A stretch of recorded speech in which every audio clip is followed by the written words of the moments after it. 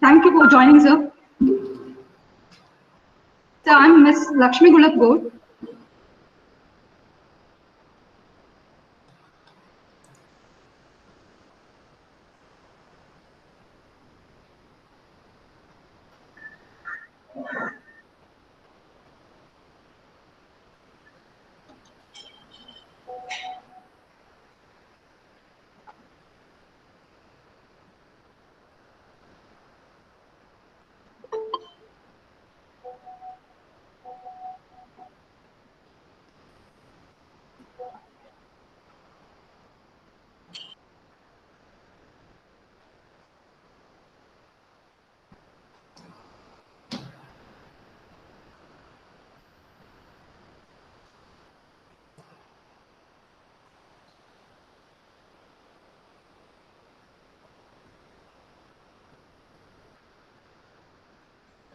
Nishanka, Satish sir,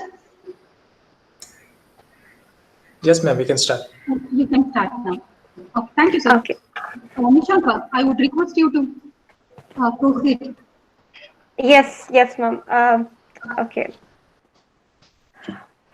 John Dewey once said, "If we teach as we taught yesterday, we rob our children of tomorrow." And in these tough times which we have come across, things have changed. And I must say, for the better. Methods and perspectives towards the ways of education have changed. And today, yet again, we are here to witness one such amazing change. The world is full of signals that we don't perceive.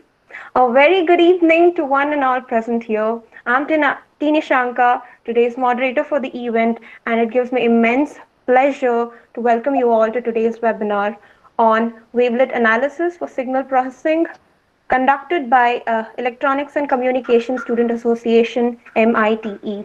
It is my distinct honor to introduce our guest of honor and speaker for today's gathering. Doctor Rambilas Pachauri originally hails from the state of Madhya Pradesh. He graduated from Rajiv Gandhi Pradyogiki Vishwavidyalaya, Bhopal, with a BE Honours in Electronics and Communication Engineering. Not just that, Professor Ram holds a Master's and PhD in Signal Processing from Department of Electrical Engineering, Indian Institute of Technology, Kanpur. Currently working as a professor in Department of Electrical Engineering at IIT Indore, he has his interest in topics such as signal and image processing, biomedical signal processing, brain and computer interfacing, and so on. Our speaker also has an endless list of achievements and activities, and I would like to shed light on few of those. Professor Abi Pachauri has been part of more than 10 projects, have co-authored 5 books, and have published over 122 journal papers and 65 conference papers.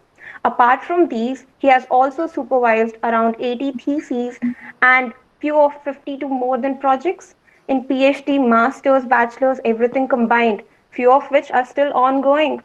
To list few of his achievements, Professor R.B. Pachauri was listed in top 2% Indian scientists in the study carried out by Professor John Leandlis and others at Stanford University recently in October 2020. His name was included in the list of top scientists in the area of computer science and electronics at the Guide to Research in April 2020. His work received 2019 Premier Award for Best Paper in IET Science, Measurement and Technology Journal in the year 2019 month November. Also, he received a certification of appreciation from the Faculty, Information and Communication Technology, University of Malta, for imparting valuable insight and inspiration for the teachers, students, and researchers during the International Conference of Advances in Computing and Data Sciences earlier this year. He is not just a professor. Throughout his time in this field, he has been a versatile personality. He has been a reviewer, a panel member, an editor, and also an eminent speaker. Thus, we are grateful to have you with us today here to shed light and enlighten us with so much knowledge, and we are looking for that coming ahead in the time. Apart from that, today I would also like to welcome Principal GL Ishwara Prasad, Dr. Vinayambika S. Bhatt, Head of Department ECE, Ms. Lakshmi, EXA coordinator, and heads of department and faculty members and staff and students of EC department. Bef- Before proceeding further with the event, I would request all the members to maintain a certain decorum and be the best audience possible. And if anyone has any questions, please do drop them in the message box and we shall address them later when the session comes to an end. Now, I would like our Sir, Mr. Satish Shah, Associate Professor and Dean Examination, to come forth and welcome our guest of honors for today's evening. Well, good evening, one and all. Good evening, sir. Thank you evening. for accepting our invitation. On behalf of our department, it's my pleasure to welcome Professor Ram Biswas Pachori to this session. I also would like to welcome all the students and faculty members who joined this session. All are eagerly waiting to hear from our resource person. So over to you, sir. Thank you very much, and good afternoon, everyone. And thank you very much for nice introduction. And I would like to convey my thanks to Professor Vinay Ambika and Dr. Vishwanath and Mangalore Institute of Technology Engineering for giving me this opportunity to deliver a webinar at your institute. And it is my pleasure to be part of this webinar. Thank you very much. So let me share my talk.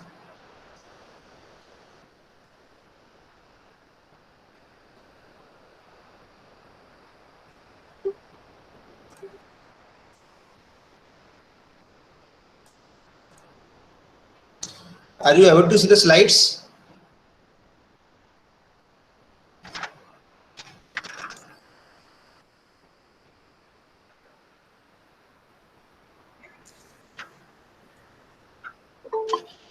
Yes, sir. Yes. Yes, sir. Okay. Thank you very much. And title of this talk is Wavelet Analysis for Signal Processing. So in this talk, we will see this how wavelet concept is useful for signal analysis and processing. And actually, generally, when you see signal processing from broad point of view, there are three independent forces. So one is time, second one is frequency, and third one is scale. So whatever is actually happening in this world, it has connection with time, and whatever we listen, it has connection with frequency, and whatever we see, it has connection with the scale. So this we will see in this talk how these three independent variables, time, frequency, and scale, are very important for signal analysis. And we will also actually see this generally we use time domain analysis and frequency domain analysis separately for signal analysis, and these domains are not appropriate when your signal is non-stationary. So for that, actually there is a concept of time frequency analysis, that domain where this both like time and frequency domains are together, they are actually suitable for non-stationary signal analysis and processing. So in this talk, we will see this concept of time frequency analysis and how this concept can be obtained using wavelet based methods. So with this background, we'll start this talk. So this is the overview of this talk. First, we will see transform, then Fourier transform, after that short time Fourier transform, continuous wavelet transform, discrete wavelet transform, and in the end, conclusion will be provided. So transform actually is a mathematical operation which takes a function or sequence of one domain and maps it to another domain. So it is like a bridge between two domains. For example, we use the simple Fourier transform. So that is actually that converts signal from time domain to frequency domain, and we can do some processing in frequency domain, and after that processing we can come back again in time domain. So that is actually, this is one kind of mapping between two domains. And we need signal transforms. There are some advantages, like transform helps us to provide hidden information which is present in the signal. For example, what are the frequency components present in the signal? What is the different the parts, like which frequency range is corresponding to signal, which frequency range is corresponding to noise, and what is the different distance of these frequency components. That is possible with the help of transform. And transform helps us to solve the differential equation. So this in signal processing, the signals generally we consider the output of the system, and the system can be represented with the help of differential equation. So when you are solving the system, indirectly you are solving differential equation, indirectly you are understanding the signal which is output of the system. So that is actually some kind of transform, for example, Laplace transform, and it can help to solve the differential equation. Nicely, you can get the behavior of the output of the system, or you can understand the insight of the signal that is generated by the system. And transform also provide data compression, and storage may require less memory. So this transform, actually signal transform, we use basis functions, and the selection of basis function is very important part. And if somehow you are able to select the basis functions actually according to the requirement, then it will provide you the efficient representation. So for example, the selection of spoon depends on the type of food. And for if you want to have like noodles, then we use fork, because your food is discontinuous and spoon is also discontinuous. So similar way, based on the signal nature, we can select the basis functions, and these basis functions they are actually able to represent signal efficiently and with the help of less number of coefficients, and that actually provides less memory storage. So that leads to the compression. One of the major advantage of these transforms is that, like when you are doing this transformation, so you are going from time domain to frequency domain, and there is no time domain, there is no information about the time. So the many operations like convolution, when you implement convolution in linear time invariant system, you need to assume the causality principle. That is actually time domain concept. But if you go in frequency domain, there is no time information, and due to that, you are able to implement many algorithms without depending on time. So you implement such algorithms in the frequency domain, and actually we come back in time domain after doing certain processing. So this is actually one of the beauty of the transform. This whatever is in this world happening, that has connection with time, but when you are performing transformation, then this time information is gone. You are in other domain, and then you don't need to assume the dependency on time. So these are actually some advantages. That is why we prefer to use signal transforms in signal processing. And the first, the basic transform, that is Fourier transform, and it was proposed by Fourier in 1807. And Fourier was from physics background, and when he was doing experiment on prism, then he observed that it can decompose white light into 7 colors. This complicated signal, complicated pattern can be decomposed into simple components. So that he got idea, and he represented this complicated signal in terms of simple signals by inspiring from the prism. And this Fourier actually, he was from France, and when he was 4 years old, so in some books it is 8 years old. Actually, when he was 4 to 8 years old, his parents died, and he was very poor. His father was a tailor, and he was the 12th son of second wife of his father. And this Fourier actually used to work in hostel, where that whole time there was no electricity, and these students used to use candles for study purpose. And after using this candle for study, they used to throw the remaining parts of the candle outside. And this Fourier actually, he used to collect these pieces of the candles in the daytime and used to make a big candle. In night, when everybody was sleeping, Fourier used to study. And that Fourier actually, he was physically strong. Then he joined the French army, and from the French army, he got opportunity to come to École Polytechnique, and where for the MS study, and where actually he invented Fourier transform. And same Fourier, he became the founding director of that École Polytechnique, and he also became scientific advisor of Napoleon. Then people asked, earlier you were son of tailor, and now you are scientific advisor of Napoleon. How do you feel? Then Fourier replied, I am Sam Fourier. This is just a matter of time. So this actually Fourier understood time domain in such a manner that actually he represented the signal, complicated signal, in terms of signals which are periodic with time, with respect to time. So according to Fourier, this any arbitrary function, or this is maybe continuous, maybe finite discontinuities, can be represented with the help of sinusoidal functions, as a sum of sinusoidal functions. So this in 1807, Fourier proposed signal representation based on the sinusoidal functions, and these are actually all periodic functions which can be represented as the sum of trigonometric functions. This was the actual definition of Fourier transform, or from the Fourier side, and this work was submitted for publication.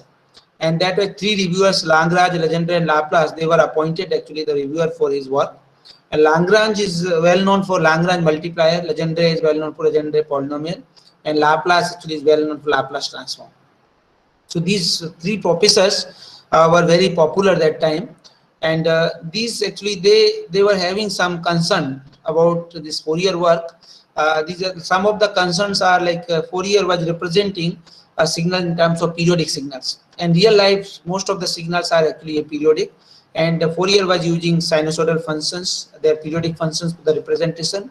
And this due to use of the sinusoidal functions, that actually the positive time is negative time is coming into picture, negative frequency is also coming into picture. So due to these actually, and the real life we don't have negative frequency, we don't have negative time. So this was also one of the concern. Another concern, real life signals are real, and Fourier was representing these signals in terms of complex signals. So due to these reasons, these actually reviewers did not recommend his work for publication. But after 15 years, they understood the value of the work, and they actually finally they understood that this whatever Fourier is proposing, that is the complex domain, and that can be considered as a general form of the real domain. So like real signals can be considered as a special set or subset of the complex plane. So in that way, after 15 years, Fourier work was finally published, and after that, up to 143 years, there was no significant work in the signal processing. And 1965, Scully and Tukey, they developed fast Fourier transform. That time, people wanted to implement this Fourier transform in the machines. So that was actually the motivation, and how to use these machines, computers for implementing Fourier transform. So then FFT algorithm was born. So in Fourier transform, we can represent this complicated signal in terms of simple signals, and these are also known as basis functions, building blocks, sinusoidal non-functions. So when you represent the signal, like for example, you are representing speech signal in terms of non-functions, terms of sinusoidal functions. So it helps us to convert this unknown problem into set of non-problems. So actually, it is very useful for the analysis purpose. And this Fourier transform can be considered as a bridge between time domain and frequency domain. And if you want to go from time domain to frequency domain, then we use analysis equation, and that is given by this mathematical formula f omega equal to integration ft to power minus j omega t dt. And the synthesis equation is used to convert this frequency domain to time domain. So here you can see, when you are in analysis, like when you are using analysis equation, then you are integrating time from minus infinite to plus infinite. So due to this integration, there is no time in the frequency domain. And when you are doing synthesis from the frequency domain, they are integrating frequency from minus infinite to plus infinite, and there is no frequency in the time domain. So this time and frequency domain both are mutually exclusive. When you are in time domain, there is no information about the frequency domain, and when you are in frequency domain, there is no information about the time domain. So this is actually this is the one of the major feature of the Fourier transform. Both domains are disjoint; they don't have information of each other. This is the one of the example. Here you can see this is the signal actually in time domain: 5 Hz sinusoidal, 25 Hz sinusoidal, 50 Hz sinusoidal functions. And when you apply Fourier transform, then you can see the peak at 5 Hz, 25 Hz, and 50 Hz. So this Fourier transform tells us similarity between the signal and the designed basis function. So here actually signal itself is a basis function. So you can see the signal 5 Hz sinusoidal. So it has peak at 5 Hz. Other time it is 0. Similarly for this signal, it has 25 Hz sinusoidal frequency, and so it has peak at 25 Hz. It has this other signal that is corresponding to 50 Hz sinusoid, and that you can see peak at 50 Hz. So it measures the similarity between the basis function and signal, and it tells us what is the actually major frequency component, what are the minor frequency component. You can see that first case, the major frequency is 5 Hz, other frequency components are minor, so they are nearly 0. So it tells us what are the frequency components present in the signal. So this Fourier transform is able to identify the all frequency component present in the signal, but it doesn't provide any information about the time localization of these frequency components. So due to that, actually, when you define signals as a non-stationary signals, then its Fourier transform is not a unique representation. So this non-stationary signal, when you signal processing, we use mathematical models to represent the signal, and if the parameters of these models are constant with time, then such signals are known as stationary signals. If any of the parameter of these models are changing with time, then such signal actually falls in the class of non-stationary signal. So in real life, if you see, most of the signals are non-stationary. Their parameters are varying with time. For example, like a sinusoidal function, a cos omega t, and this a and omega, if they change with time, then this signal actually becomes amplitude modulated, frequency modulated, and it comes in the category of non-stationary signals. So when your signals are changing with time, then we need to have time localization of the frequency components. So that is actually one of the requirement to include the time domain information together with the frequency domain information, and that is done by the time frequency analysis. So this is one example. Here you can see we have used the same sinusoidal component, sinusoidal signals that earlier has been shown. So it is actually superposition of three sinusoidal signals, 5 Hz, 25 Hz, and 50 Hz. And this is stationary signal, because at any point of time you will see that all this frequency components are present.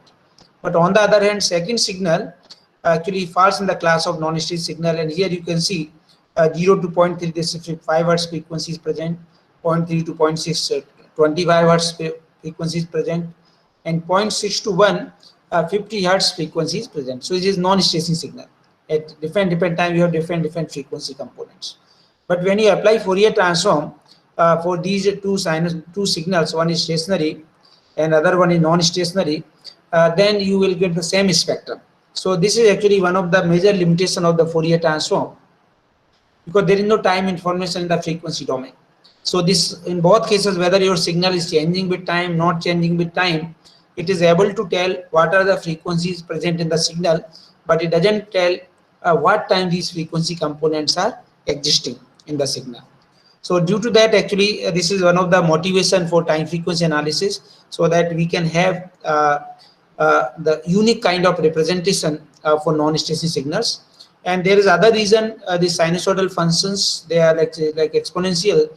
These basis functions in Fourier transform, they are periodic in nature, and they extend from minus infinite to plus infinite. So due to that, there is infinite spread in the time domain, and resolution resolution in any domain is proportional to 1 upon spread or 1 upon area.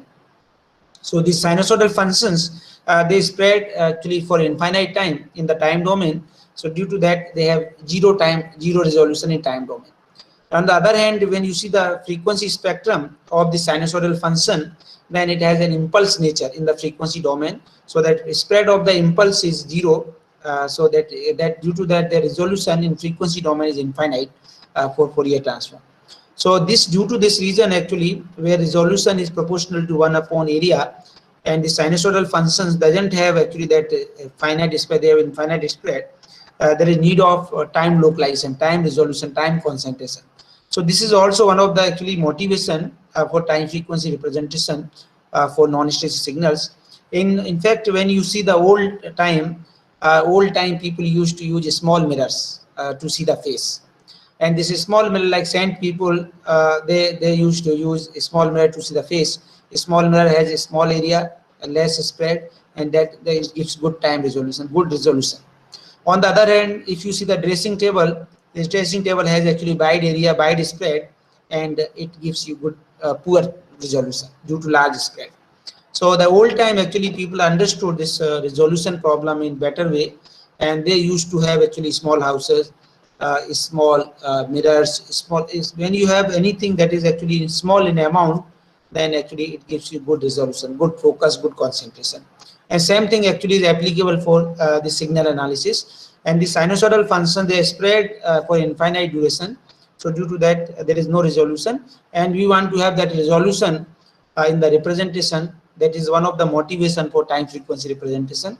That is also known as time dependent frequency representation, time dependent spectral analysis, and time frequency distribution. So the first technique actually which was proposed for time frequency representation, that was short time Fourier transform. So what we do in short time Fourier transform, we actually we divide this signal into different windows, and within each window we assume that this signal is stationary.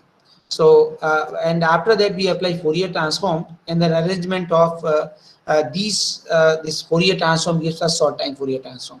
So here you can see this xt, the signal that we want to analyze, and w is the window function, and this t minus t dash, this is actually wt, the window function, t dash is the shifting parameter. So by doing that, actually we can shift this window function at different locations, and that and here you can see this kernel function, basis function, that is actually have infinite spread. But once you multiply this this basis function with the window function which has finite spread, so overall this basis function will have actually finite spread. So that is actually one of the advantage. Like now here, these basis functions, whatever we are using in Fourier, this short time Fourier transform, they are time frequency localized basis functions.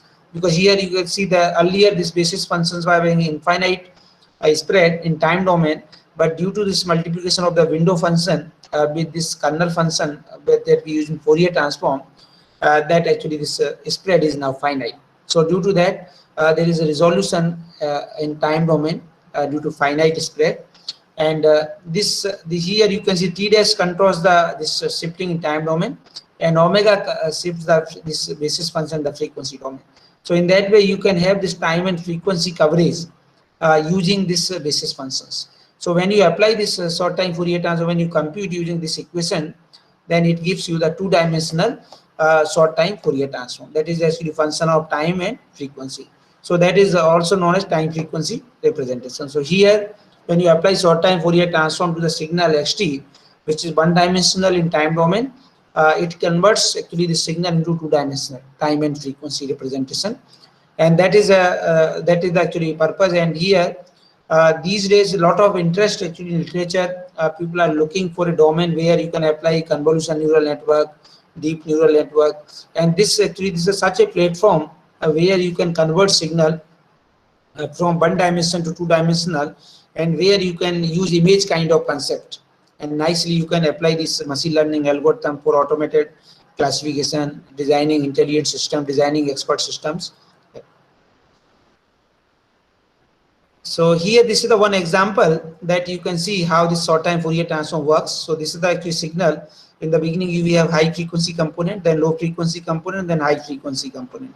So this is the window location at t dash equal to -8, and this shifted to t dash equal to -2, and then t dash equal to 4, t dash equal to 8.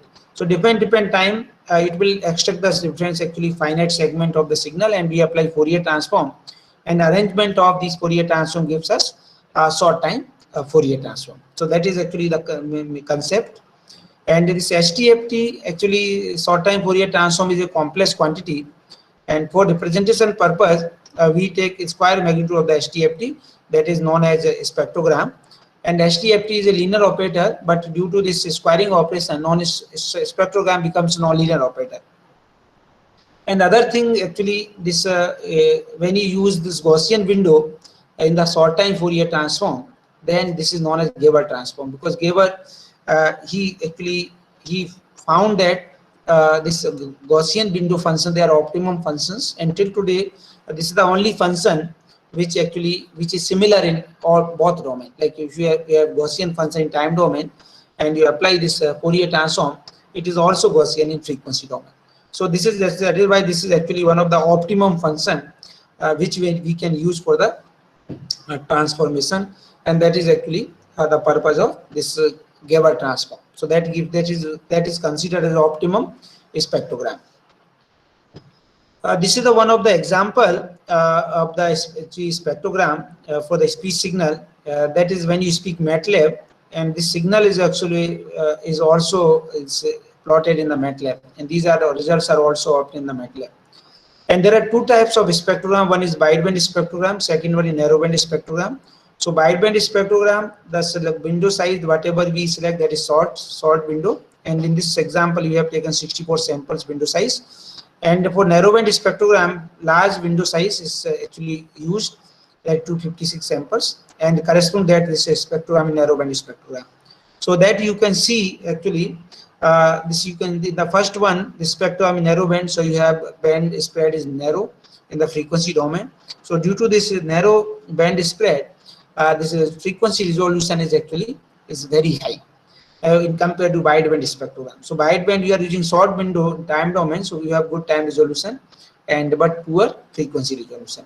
So you can see when you see this first one, this speech signal has actually formats, resonances, and different actually frequency bands, and they can be nicely detected in case of narrowband spectrogram as compared to the wideband spectrogram. Wideband spectrogram, these all formats, they are actually merging to each other. They are blurring kind of image you are getting, so that is not good resolution. So according to application, suppose if you want a good resolution in time domain, then we use short window in time domain. If you want to have good resolution in frequency domain, then we use wide window in time domain. So that basis actually this resolution can be controlled in the short time Fourier transform or spectrogram.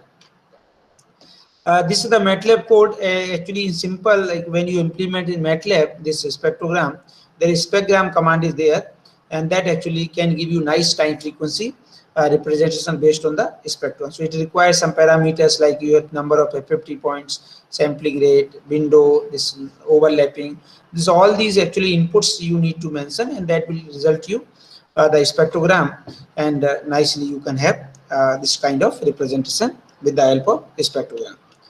This is another example where this linear shift signal has been shown, and here linear shift signal, this frequency of the signal changes linearly with time. So here you can see in the beginning you have low frequency component, then it is increasing at high frequency, but it's not clear from the signal in time domain. So when you apply this time frequency representation, when you apply this short time Fourier transform, then you compute a spectrogram as a square magnitude of the short time Fourier transform, then nicely you will see this pattern. Its frequency is changing linearly with time. And you can see narrowband spectrogram which has a good frequency resolution, and wideband spectrogram which actually has poor frequency resolution. So in wideband spectrogram, your frequency domain, that window is like wide. In time domain, your window whatever that is spread is less. So that actually this is controlled by the Heisenberg uncertainty principle. According to Heisenberg uncertainty principle, you cannot have a good resolution in both domain. If you reduce resolution in one domain, it will increase resolution in other domain. In other words, you cannot have very less bandwidth and very less duration of the signal. If you increase the duration of the signal, bandwidth will be reduced. If you reduce the duration of the signal, bandwidth will increase. So that is due to uncertainty, that is not in our hand, and it is controlled by the uncertainty principle. So similarly here, if you have good resolution in time domain, then you will have, due to that principle, you will have poor resolution in other domain, that is frequency domain. Similarly, if you have poor resolution in time domain, then it will give you excellent resolution in frequency domain. So this is actually in MATLAB there is chirp command that can be used to generate such signal, and you can compute a spectrogram using actually this spectrogram command. And then after that, is short time Fourier transform. Actually, this provides the time information by computing different Fourier transform of the truncated signal, and which is based on the sliding window function. And there is no thumb rule which will suggest what should be the size of the window and what should be the type of the window. And there are various various windows functions available in the literature, and there is no thumb rule which will tell us for different this kind of signal use this kind of window, and the size of the window also depends on the frequency components. Suppose you have low frequency component, then size of the window should be wide in time domain. You have high frequency component, then size of the window in time domain should be less. So this is actually in short time Fourier transform. Once window is fixed, then you don't have flexibility to change it.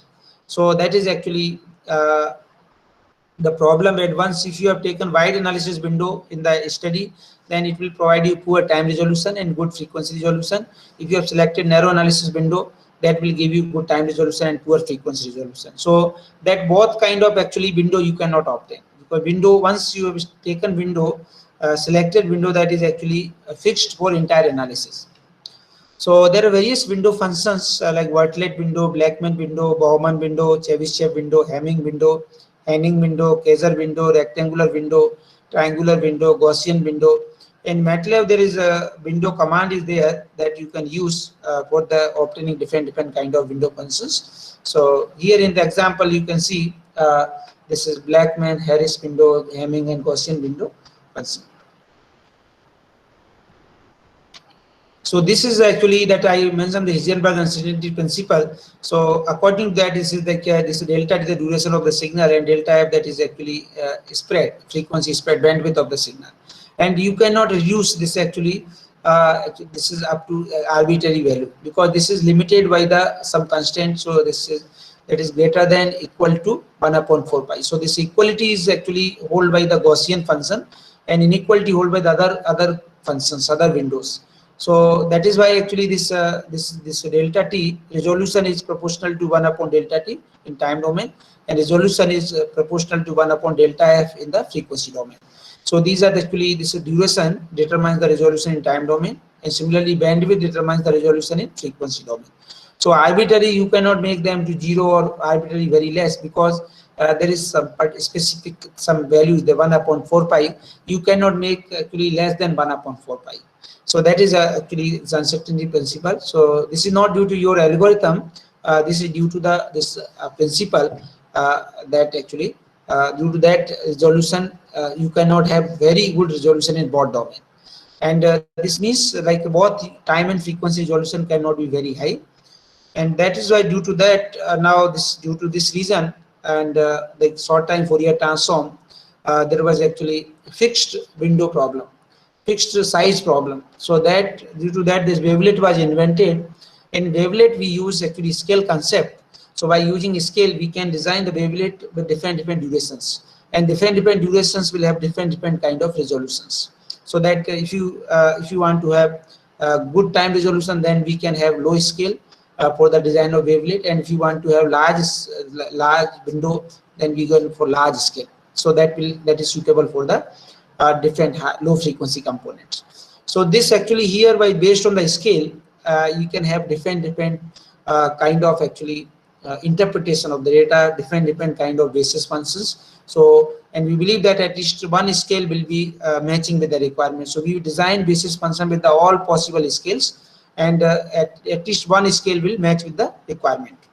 And this scale is actually one of the very important concept in signal processing. Like one example I would like to give you, like elephant. If you see the legs of the elephant looks like a tree. If you see the tail of the elephant looks like a snake. But elephant is not a tree, elephant is not a snake. If you want to see elephant like an elephant, then you have to see a proper scale. So that is actually very important. And here, and we don't know what is actually required scale for the data analysis. So that you have actually multi scales. So there is not a multi resolution analysis. And with that you could perform the analysis of the signal, and some scale will be there that will be actually will match with the signal that we are analyzing. So that this transform measures similarity between basis function and signal, and whenever the design wavelet will be similar to the part of the signal, and corresponding coefficient will be high. So that is the idea of the wavelet. And this is actually, some foods are better handled with a fork than a spoon. And like if you want to have a good like regular food, then we use regular spoon. But when you want to have this discontinuous food like noodles, then we use fork, because your food is discontinuous, your spoon is also discontinuous. So similarly, when your signal has actually continuous parts and discontinuous part, then different parts will require different kind of wavelets. So that actually that flexibility is available in the wavelet based analysis, where we can use various scales to represent the various parts of the signals. So that is actually one of the major concept of the wavelet. And it also solves the fixed resolution problem of the short time Fourier transform by using variable length window.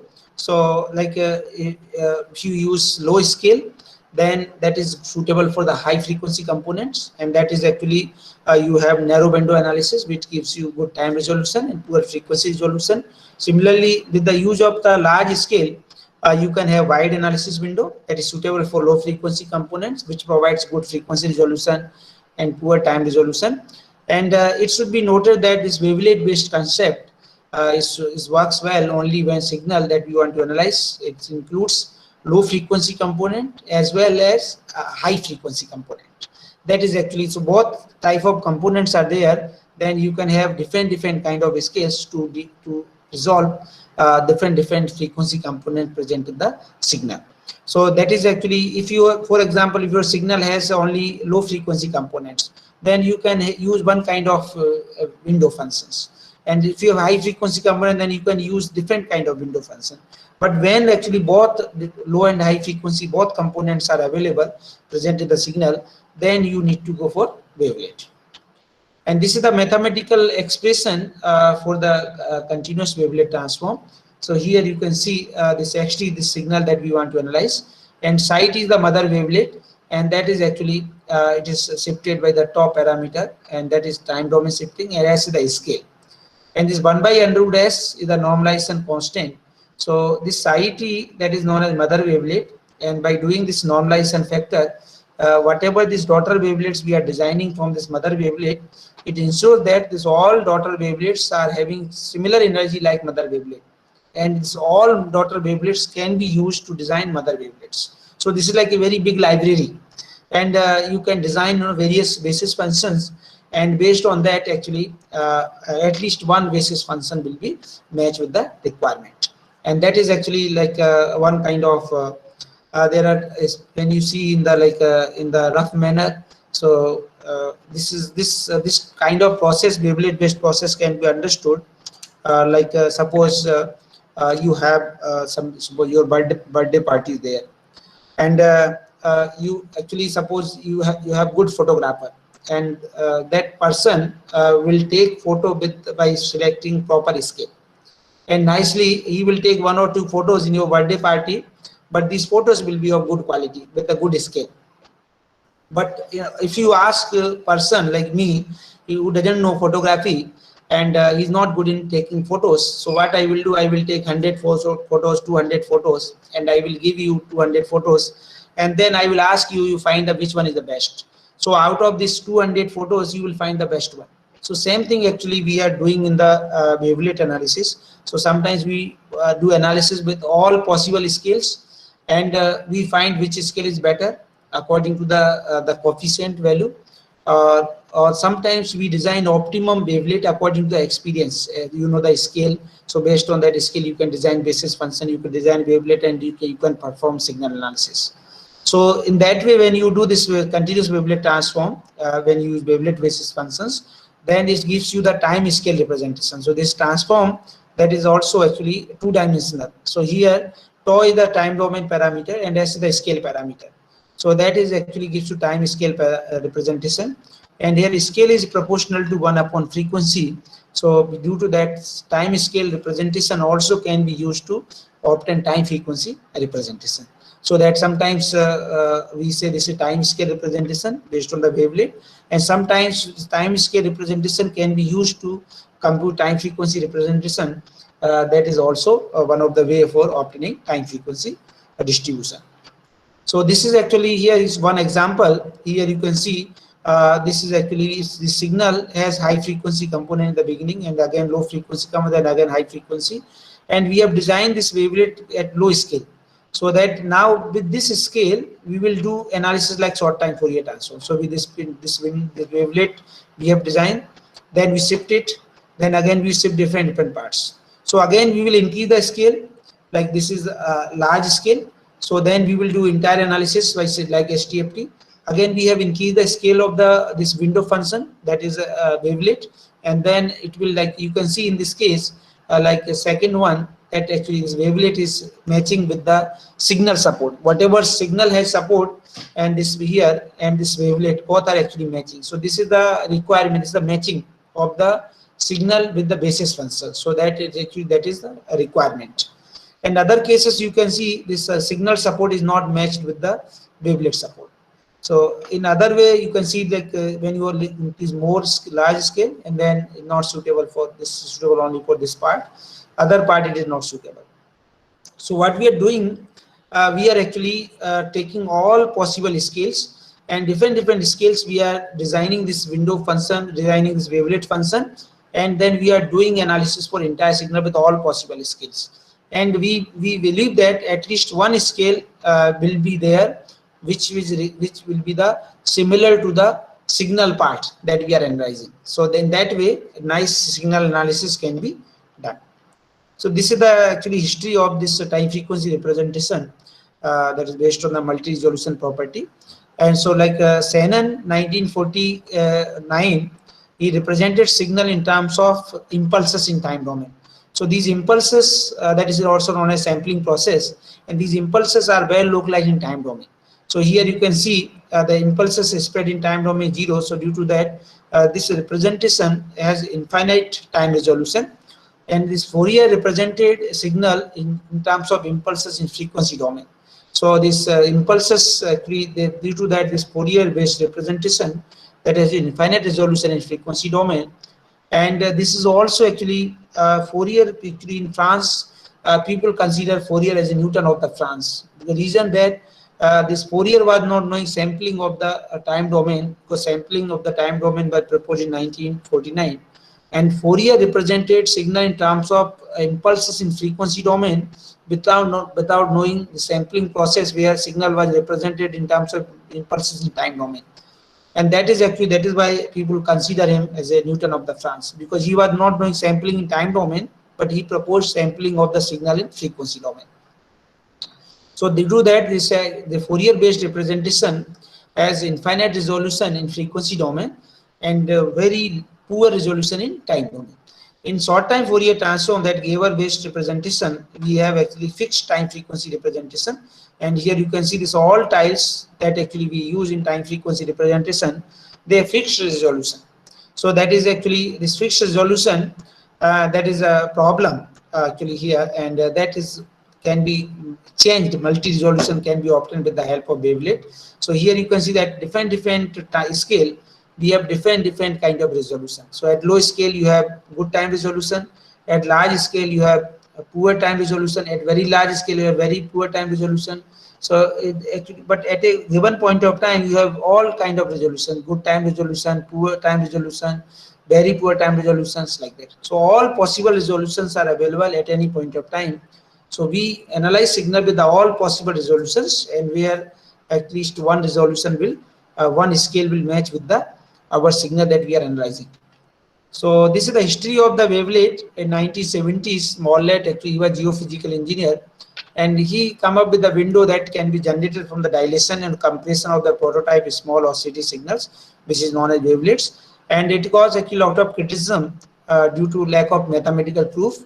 Then 1980s, Grossman, he was theoretically physicist, and he formalized the transform and devised the reverse transformation, and he was the first person who come up with the actually first wavelet based like mathematical definition of the wavelet, and that was known as first wavelet transform. In 1984 to 85, Mayer developed orthogonal wavelet basis function with better time and frequency localization. And Duvechi actually she has done a lot of work in the area of wavelets. She is one of the pioneer, and she has proposed discretization of the time and scale parameters of the wavelet transform. She proposed wavelet theorems in 1986. She also come orthonormal basis of compactly supported wavelets, Duvechi, in 1988.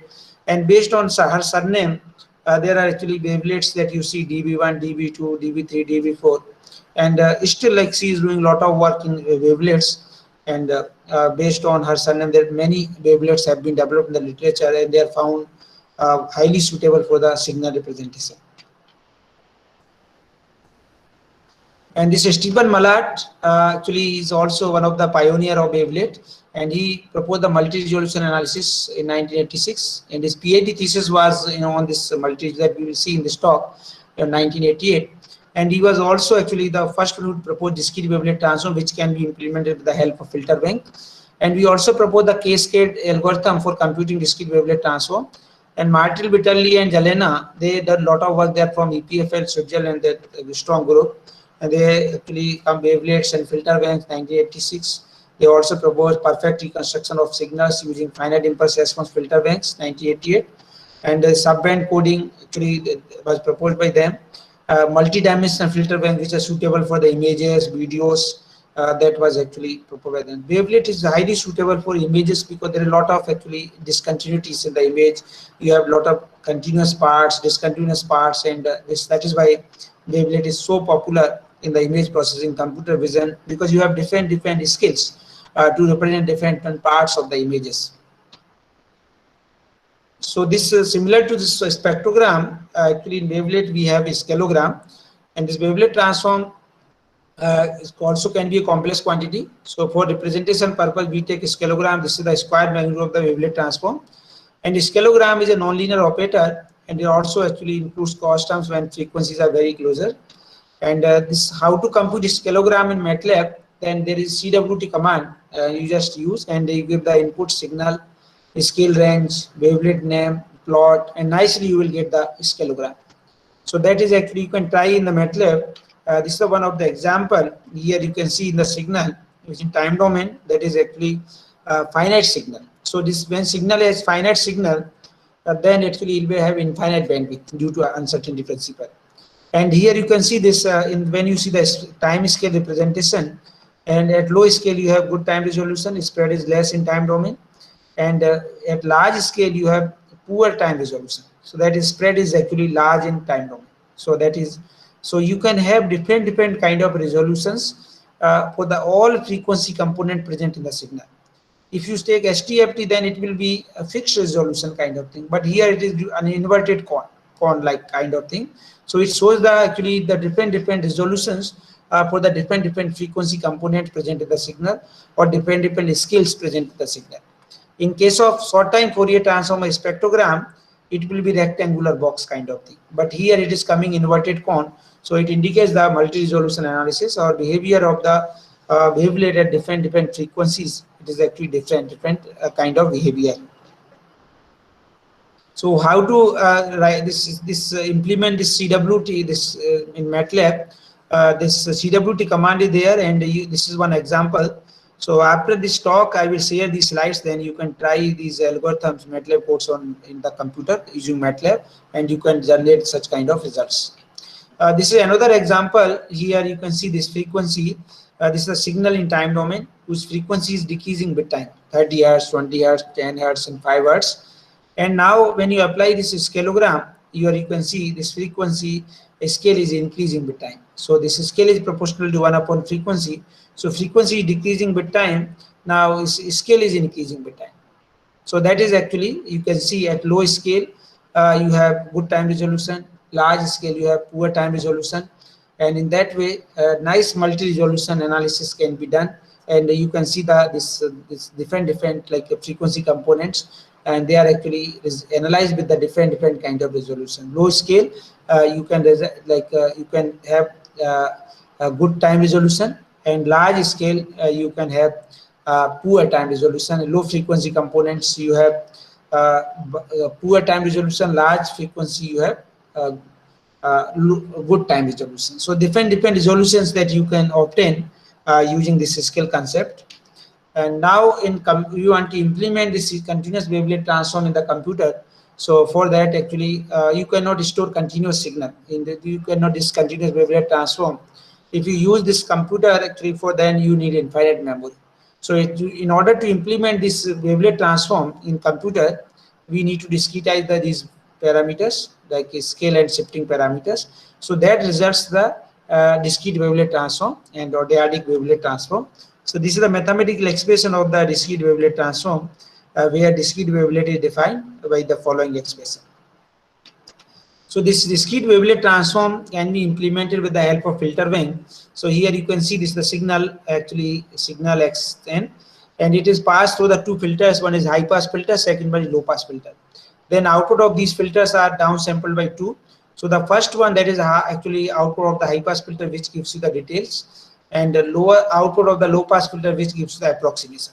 So we don't touch detail, we touch always this approximation, and because this in the real life signals, these low frequency components are dominant. and they're very insignificant high frequency component. So due to that, we again decompose this low frequency part, that is approximation, and again it will give you the details and approximation. So this is actually this part is known as analysis, and from this decomposed components we can reconstruct the signal, that is known as synthesis process, deconstruction process. So this is actually the two level DWT decomposition. So that was first level, and then after the second level, and then the first level reconstruction, second level deconstruction. So this is can be considered like a analysis and synthesis process in Fourier transform.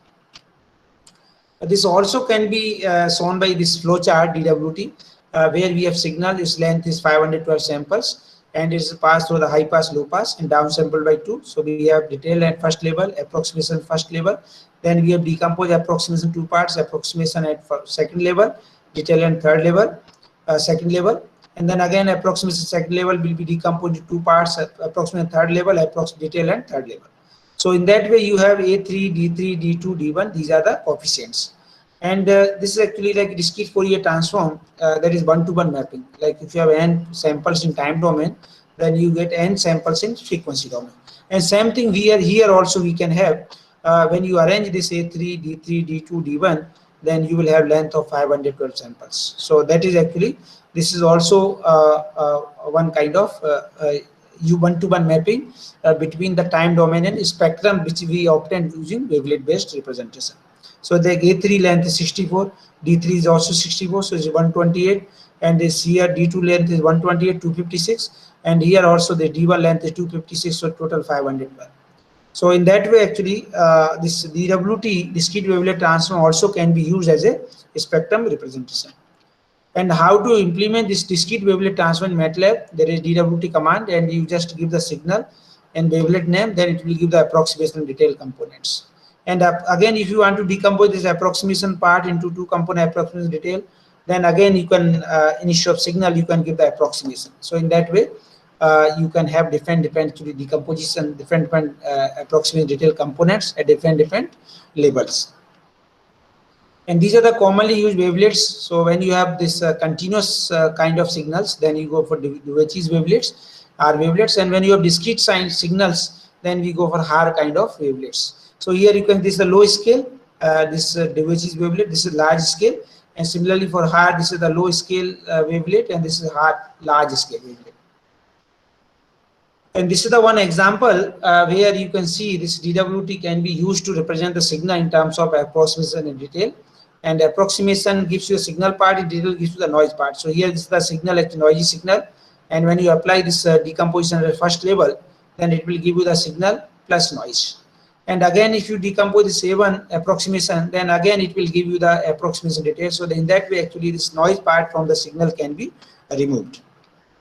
And this is suppose if you want to use this the wavelet in the computer, then you can use this wave menu command, wave menu in the MATLAB command window. So it will give you this kind of software where you can use your own signal. You can select the wavelet, which level you want to analyze. You can have denoising, compress, histogram, various actually full decomposition, 5 level. So it like here we have used 5 level decomposition. This is the signal, and this is a 5th level approximation, detail at 5th level, detail at 4th level, detail at 3rd level, detail at 2nd level, detail at 1st level.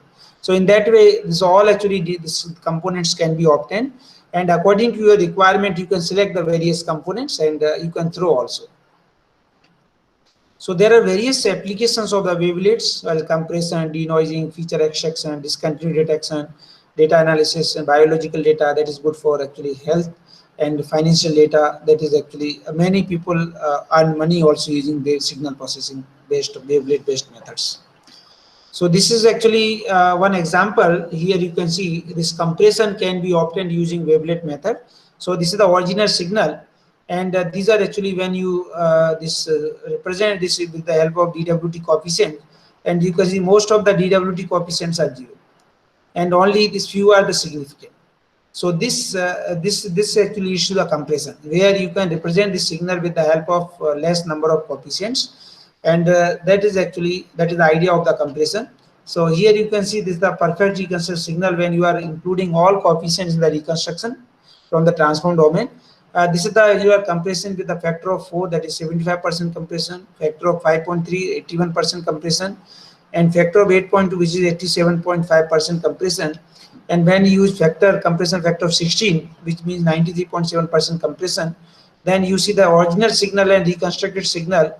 When you are out of 16, you are including only one coefficient in the reconstruction, and others you are making 0. So then also you can get the signal which preserves the actual original shape, signal like original shape, whatever reconstructed signal that you have, which is similar to the actual signal. And this is actually, there's another application of this wavelet where we can perform compression of the electrocardiogram signal, ECG signal. And this ECG signal measures the electrical activity of the heart. And here you can see this is the different PQRS pattern of the different beats of the heart, this ECG signals. And when you do perform this wavelet-based decomposition, and these are the obtained actually ECG signals with respect to different compression factors. So you can see this 1 to 16 compression ratio, 93.5% compression, and nicely this whatever this waveform you obtain from the coefficient, which gives you the very good actually preservance of the PQRST pattern.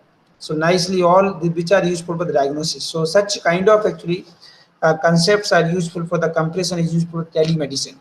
So like we have rural areas, we have shortage of doctors, and where such recording systems, ECG or EEG signals can be recorded, and they can be transmitted during this telemedicine process. And the transmission here you can see there is 1 to 16 compression.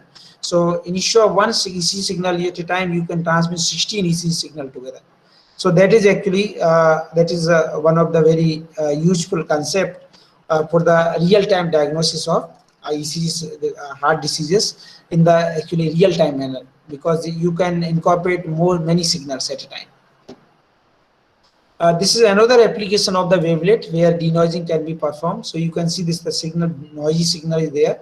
Then we perform this decomposition like 5th level. So approximation in 5th level, detail and 5th level, detail and 4th level, detail and 3rd level, detail and 2nd level, detail and 1st level. And you can see this most of the detail in 3rd level, 2nd level, 1st level, they are like noise. So then you can make them 0, and others you can use as it is, so that reconstructed signal will not have these frequency components D1, D2, D3. So that your reconstructed signal will not have these high frequency component which are corresponding to noise. So in that way actually this enhanced signal can be obtained, or denoised signal can be obtained. This is another application of the discrete wavelet transform where actually we can detect the discontinuity present in the signal. So this is the signal which has discontinuity, but it is not clear. But when you decompose the signal into approximation detail parts, and the detail parts nicely show the discontinuity. So that is actually that is the one of the application of the wavelet to detect the discontinuity. So that discontinuity detection requires different kind of a scale, and that is not clear from the actually when you are looking signal at large scale. So but when you decompose signal and you are looking different scales, then nicely discontinuity is visible in the data. This discontinuity also can be detected using continuous wavelet transform. So like this is the signal that we want to analyze, and this is the actually scaleogram where you have this discontinuity, and this discontinuity has all frequency components. So here you can see this is affecting all scales. Similarly here also. So that particular scale can be used to trace this discontinuity, and here you can see these discontinuities are available for a particular scale. So this is the conclusion of this entire talk. Time frequency representation is a general representation of frequency representation. Similarly, non-stationary signal is a general representation of stationary signal. And there are certain problems in time frequency representation like short time Fourier transform, selection of type and size of window function. In wavelet transform, selection of mother wavelet in number of levels, and time frequency analysis in active area of research. And recently, a lot of actually methods have been developed, like this is even like tunable Q wavelet transform, empirical wavelet transform, variational mode decomposition, Synco-skewed wavelet transform, flexible analytic wavelet transform. So recently, Hilbert-Wang transform, empirical mode decomposition. These all various methods are based on this actually these concepts, and you can go through them also. and then actually with this background, others methods also can be understood. So these are the references. You please go through these references in order to understand this whatever I presented in more detailed manner. And thank you very much for your time for time frequency analysis. We can have some questions. Thanks a lot, sir. That was a very informative speech or webinar which you presented. It ranged from what, why, and how the Fourier transform, and then it transcended into all the shortcomings which are there. People like us who are in engineering are definitely fascinated and have a question in their mind all the time why Fourier transform is needed, and your webinar certainly helped us with that. Also, we came across all the shortcomings and research needed or methods required in the non-stationary signals. And we came across so many names of people who have contributed in the field of wavelet analysis. And we are certainly looking for that. And the most important or the most intriguing things came in the end, wherein it was the applications. And without even realizing that the presence of Fourier transform is there in every single thing which we see, we definitely got to learn so much from the series which happened. So because of you, I thanks a lot for that. So thank you. And I think we should take some questions from students now, if that's okay. Yes. We have our first question, sir. When is continuous analysis more appropriate than discrete analysis? Yeah, this is good question. Yeah. Actually this world is analog, but future is digital. And what is the future of digital? That is again. Okay. That is again analog. This entire world is analog. Whatever we see in this world, everything is actually continuous.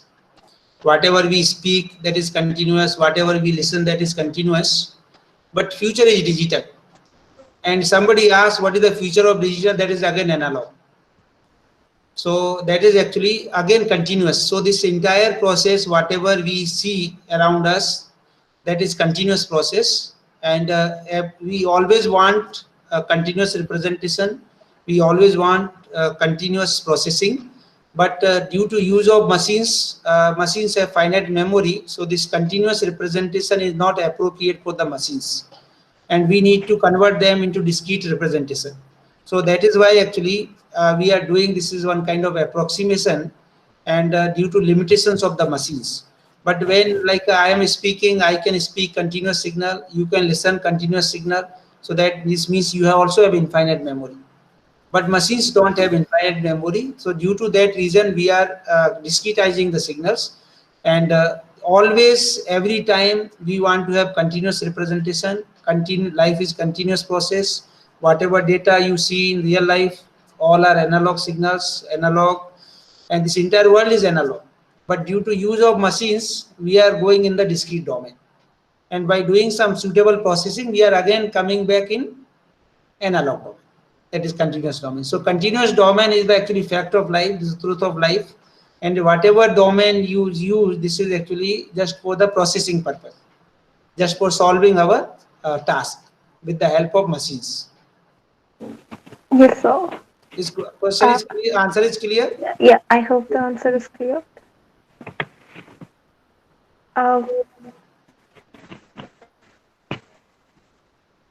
I have a question, so personally, and Yes.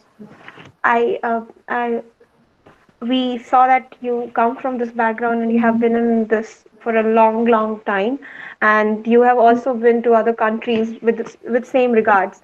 So, I would like you to tell us what are the rookie misconceptions people have when it comes to our background, electrical engineering background, or be it electronics and communication. No, what is Yes, sir. What people think is there, but it is not necessary to be thought about the scope or be it in terms of research or. yeah, this is a good question actually. This is what is happening these days. Everybody is like dividing the classes, like you are saying, electrical engineering, electronics engineering. Yes, sir. Now, actually, these things are changing with time, and it is very difficult to find a particular area. Like in these days, it is very difficult to find any place where you will find completely electrical engineering. Now, Yes. actually, these branches, they are mixing to each other. For example, if you see the car, like for example, car is a system car. A lot of people say this is mechanical system. Mechanical branch people think that this is car is their area, and electrical people think that lot of electrical engineering. They are computer science people think lot of these days you will find lot of actually automation systems, lot of machine learning methods people use. Even automated car, actually driverless cars are coming, and a lot of people are robotics people are using. So in car itself, you will find actually lot of areas, and these days it is very difficult to separate the areas. So this is actually one of the misunderstanding that we have. Like this, I am from electrical engineering, I am from mechanical engineering, computer science. These days, everything actually all things are mixing. So just I will explain you this from other point of view. Whenever we were in Treta Yuga, Treta Yuga, when that Lord Ram used to stay nearby Ayodhya, and these good people used to stay Ayodhya region, nearby Ayodhya, and bad people used to stay nearby Lanka. And there was clear-cut separation between good people and bad people with the help of White Sea. White Sea was there between this Lanka and Ayodhya, good people and bad people. This was in Treta Yuga. When we come in Dwapar Yuga, then this good people and bad people, they become part of one family. Like Pandavas, they were set of actually good people, and Kauravas, they were set of bad people, and they become part of one family. When we came, so the separation was reduced, and when we came into Kali Yuga, then these good people and bad people, they have become part of one person. So sometimes he is good or sometimes he is bad. So similar thing actually is happening in the technology. It is very difficult to find any device, any system which is like a complete electrical engineering. It is electrical engineering also, it is mechanical engineering also, it is computer science also. Actually, at a point of time, it can represent various branches. So these days, it is very difficult to separate these actually branches. We say electrical engineering, mechanical, computer, these all are actually mixing to each other. That is known as interdisciplinary research. And this is one of the example. Just I will see, I will share with you. And there is actually a US university. They have come up with the robot snake robot. So this is like a snake. This robot will be like a snake. And now suppose you want to make a snake kind of robot, then you should know many things. You should also know what is a snake, what are the features of the snake. So what the qualities of the snake, what is the mechanism of a snake, and what is the robotics, what is the navigation, what is the image processing, what is the video processing, what are the features, what are the textures, and what is the actually this hardware. So a lot of things you have to learn in order to make a snake robot.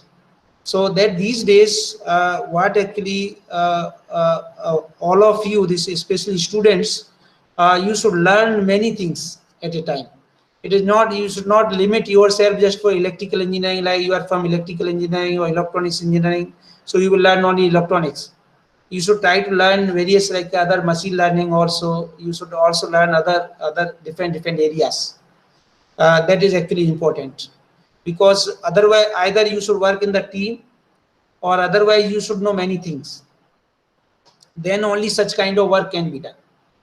And if you are working in the team, then also you should have a lot of knowledge that is actually required.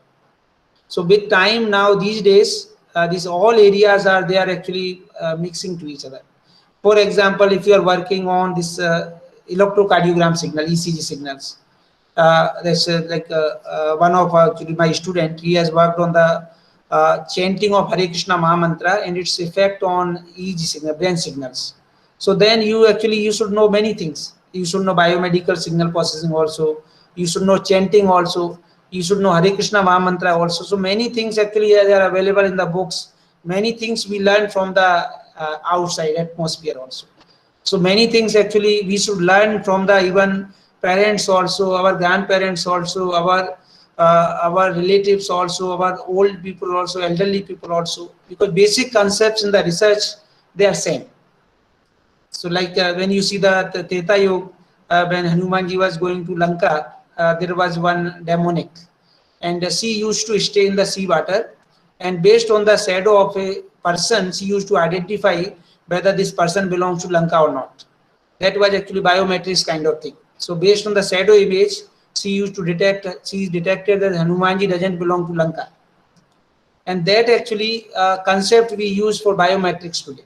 So these concepts are same. So sometimes if you have this old literature knowledge or different kind of knowledge, that is also useful for the research. And that is why you see the sometimes average people do very good, actually poor people do very good in research, because poor people, they understand life in better way. They have very less things in life, so they require a lot of knowledge, and they understand things in better way, and they do excellent in research. So research requires actually the two things: either poor people do research or motivated people do research. So this, in fact, poor people are rich people, and rich people are poor people, when you see from Yes. research point of view. Yes, so well put. I think So now it is clear. then- Answer is clear. yes, so definitely. It's a note to our students ki we have to keep involving ourselves in various different Yes, topics. we should learn even not from the books. We should learn from whatever we can do it. Yes, sir, the roots are important. Yes. Everywhere. Yeah. Do we have any other questions?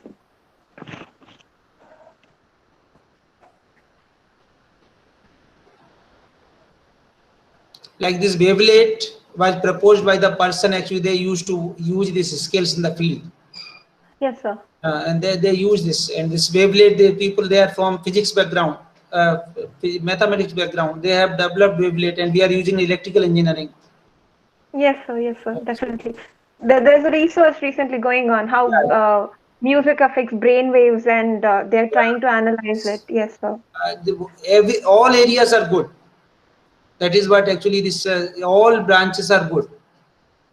Yes, sir. Just for long term, if you want to do research, then all branches are good.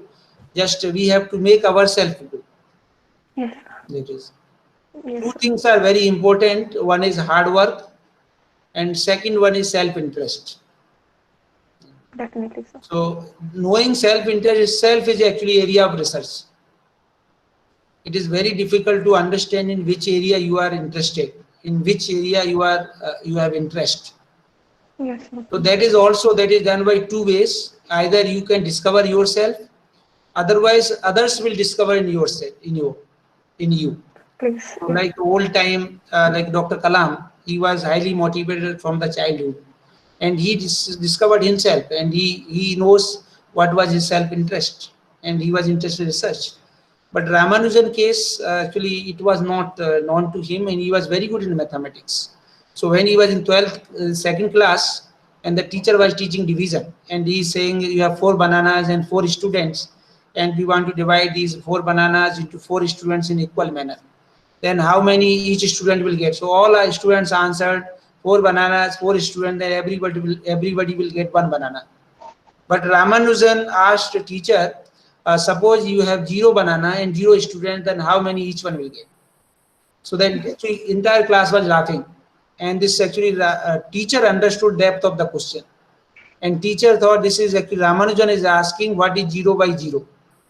That is actually infinite, and that generally students understand in the 10th class, 11th class, and Ramanujan was knowing that infinite in the second class itself.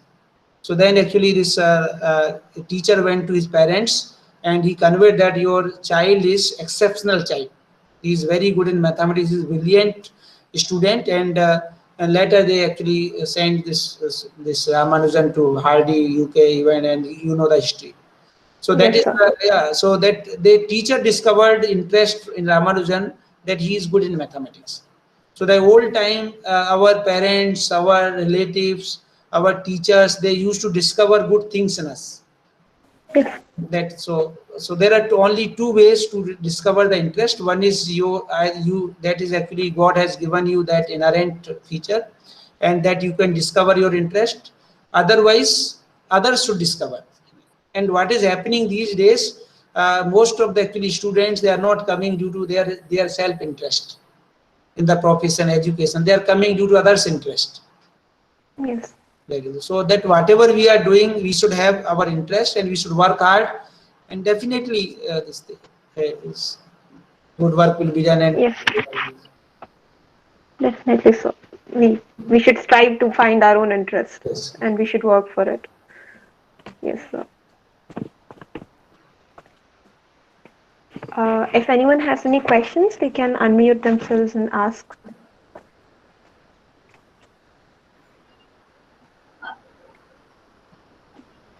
I think no one has a question anymore. Nishanka, we can. Okay. Thank you very much. And the best and beautiful things in the world cannot be seen or even touched. They must be felt. And thank you is one of such prayers among us. I consider it a great privilege to propose the vote of thanks. First and foremost, I would like to thank our esteemed speaker for spending his precious time with us.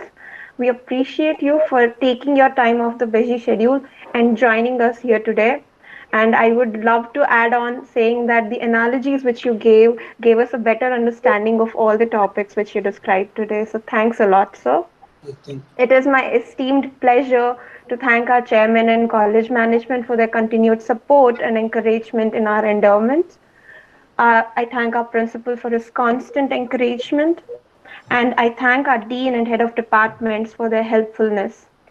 And last but not the least, I also extend a heartfelt thanks to all the faculties and my dear friends for showing their interest in this program and making it a huge success.